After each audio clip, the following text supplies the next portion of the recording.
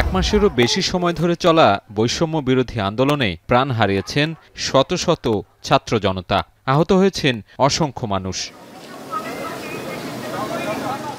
রক্তঝরা আন্দোলনের মধ্য দিয়ে নিজেদের অধিকার ছিনিয়ে আনে শিক্ষার্থীরা। ছাত্র জনতার গণ অভ্যুত্থানে পতন হয় সরকারের। এই গণ আন্দোলনে আহতদের অনেকেই চিকিৎসা নিচ্ছেন ঢাকা মেডিকেল হাসপাতালে।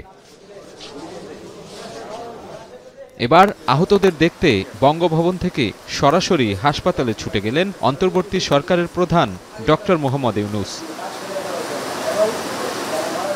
বঙ্গভবনের শপথ আয়োজন শেষেই আহতদের দেখতে যান ডক্টর ইউনূস। এ সময় দুটি ওয়ার্ডে ঘুরে ঘুরে দেখেন আহতদের অবস্থা, খোঁজ খবর নেন তাদের শারীরিক অবস্থার। এ সময় তার সঙ্গে ছিলেন নতুন সরকারের উপদেষ্টা বাংলাদেশ ব্যাংকের সাবেক গভর্নর সালেউদ্দিন আহমেদ।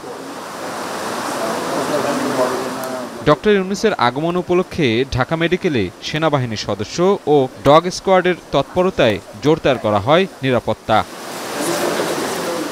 সাজিদ আরাফাত, এখন, ঢাকা।